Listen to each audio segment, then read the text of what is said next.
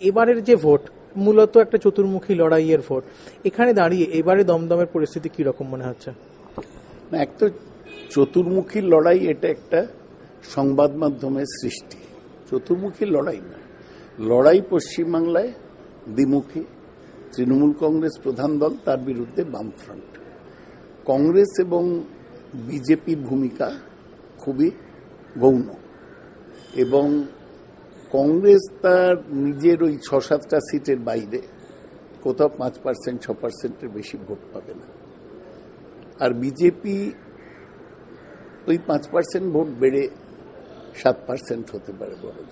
তাই লড়াই সোজাসুজি তৃণমূলের সাথে বামফ্রন্টের, এবং সেই লড়াইতে এখন যা পরিস্থিতি তাতে আমরা এগিয়ে আছি দমদমে।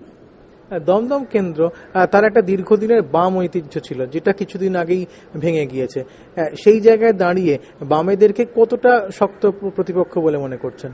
না, একেবারেই শক্ত প্রতিপক্ষ নয়। তার কারণ দমদম কেন্দ্রে 7টা বিধানসভা কেন্দ্রেই বামের হার হয়েছে। 9টা পৌরসভা, তার মধ্যে 7টাই তৃণমূল কংগ্রেসের। 4টে পঞ্চায়েত, 4টেই তৃণমূল কংগ্রেস।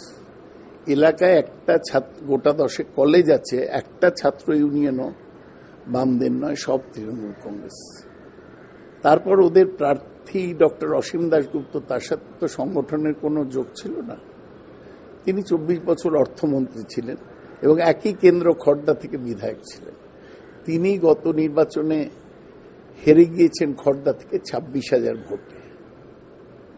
পার্টির লোকরা অমিতাভ নন্দী হলে খুশি হতো এই সেন্সে যে উনি পার্টি সংগঠনের সাথে যুক্ত ছিলেন।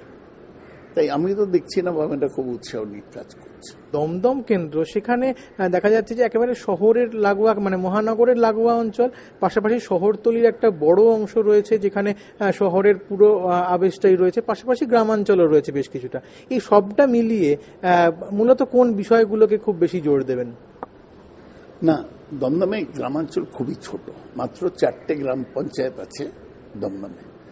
দমদম ওভারহুইমিংলি একটা শহরের কেন্দ্র। তবে কলকাতা শহর তো নয়, এটা কেএমডিএ এলাকার মধ্যে 9টা পৌরসভা আছে, এবং এখানে মূল বিষয় হচ্ছে নগর উন্নয়ন। শহরগুলোর কিরকম উন্নতি হয়েছে, 1। আর 2, এটা শিল্পভিত্তিক কেন্দ্র। এক সময় এখানে অনেক শিল্প ছিল, সেগুলো বিশেষ করে কটন মিলগুলো বন্ধ হয়ে গেছে, কিন্তু বড় শিল্প এখনো রয়েছে। আমি এমপি হওয়ার পর নতুন করে আর কোনো বড় কারখানা বন্ধ হয়নি, আর পুরনো কারখানাগুলো রয়েছে। 4টে জুট মিল, বরানগর, আগরপাড়া, কামারহাটি এবং প্রবর্তক, সেগুলো খোলাই রয়েছে। এবং 2টো বড় কারখানা, টেক্সম্যাকো এবং জেসপ, সে 2টো খোলা রয়েছে।